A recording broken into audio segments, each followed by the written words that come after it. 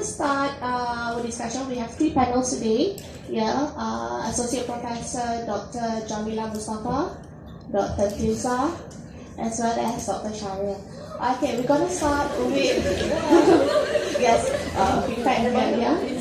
Okay, we're going to start with Associate Professor Dr. Jamila. She's going to do a little bit of introduction, and we'll see from there where we are. Okay? Okay, thank you so much. Assalamualaikum and good morning, everyone. Good morning. Good morning. Good morning. Okay. Once again, Assalamualaikum and good morning, everyone. Good morning. More like it. That's more like it. Okay, now, to be able to be good in English, you have 4 things that you need to do. You have to listen, speak, read, and write. Yeah, you have to do this every day. And if you're going to write your term paper, your project paper, you've got to read, listen, speak, read, and write as well. Okay, especially read and write. So all of us, yeah, all the lecturers here, okay, we always scratch our heads. Why? Because students do not read. I'm talking to you because you still have time to improve yourself, right? We only have 2 final year students here, but all of you all are still very young. What semesters are you all from? You're all from semester 1 or 2. Yeah, so still very young, still have time. Not to use much, but huge. Yeah? Okay, now, to do your term paper, like Ms. Yati said, you need to read. If you don't read, you don't know what to write.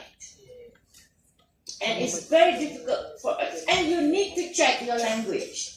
So if you feel, because you're still new, if you feel that your language is not up to par, then start practicing now. Yeah, start practicing now. Okay, you don't want to be like the cockerel, right?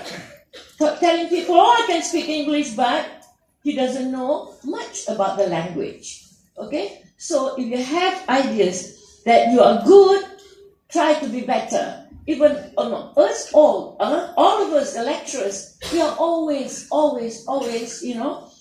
learning new things. So you should be that way. Yeah, okay. So Dr. Jamila has explained the importance of reading. Now, let's look at experience. Dr. Shari's experience as supervisor. What are the things that you identify, difficulties that our students face in preparing term paper? And not just term paper, I mean a good term paper. Realistically, look for something more achievable. For example, when I was attending university with Dr. Tirza, okay, I started with a very simple question, which later became the topic of my undergraduate thesis. What is the relationship between the reading habits of first-year Tesl students and their academic achievement? Okay, as one start your term paper. Well, when you have a question like that, okay, you ask yourself, what are the tools that I need? Do you have the tools? Now, most of your lectures here have been talking about competency, okay? But competency can only be developed when you have the 3 C's. I'm not talking about Madam Zalila's passing mark, okay? You have to care for your work. You have to take pride in your work. You have to be committed, okay? And then the 3rd C I keep for myself. That's for you to find out. Okay, but there's actually 3 C's to the formula. The next question that Madam Yati posed was, what is the preparation that is needed for Tesl first year students to be prepared for their final year? That's a very simple question. Those of you who are in my class should know. Okay, success doesn't happen overnight. You have scaffolds, you have building blocks. So you have to master one step at a time. Okay? Through our experience here, I've been here for 10 years, so most students ask me, how do I know what do I like? I mean, in Tesl, there's a lot of branches, right? Some will go for linguistics, some will go for, if you're interested in assessment, you will be doing assessment, literature, and so on. So maybe we can share Dr. Teresa's experience. How do you know that this is for you? This is what you like? Assalamualaikum. Okay, so your term paper is something that you have to complete in your final semester. So make sure you've got a topic that you like and you would enjoy writing and reading about in your final semester. So previously I had two very good term papers which were focused on issues during the practicum. Okay, the perception of student teachers towards the practicum. And also another topic was on teacher bias during the practicum. So I think the students were moved to do these topics because maybe they experienced some sort of, discrimination during the teaching practicum, or they felt that they were being treated unfairly during the practicum. And that's what moved them to do these term papers. Can I add to that? Yeah. You see, trying to find something that you like to write. Yeah. You have to really now you can be observant now. You can start being observing. You can start observing things around you. Yeah. Then you start. Once you have identified something that is actually niggling you in the mind. Yeah. Because that would have been a good thesis. Not just jump on the bandwagon, or people are doing on listening, so I want to do listening. But what? Listening, that's so common. Do something that is much more interesting, that is more close to your heart. Yeah? And you can just look around, I want to do something on reading. Yes, you can. But what about reading that is troubling you? Okay? So, can you think of one now that you have in mind that is you can look at your experience in school now during your classes, you don't have to really read. You find something that is of interest, then you read about it. The only thing that we expect from you for your final term paper, or what they call it, project paper, is your commitment.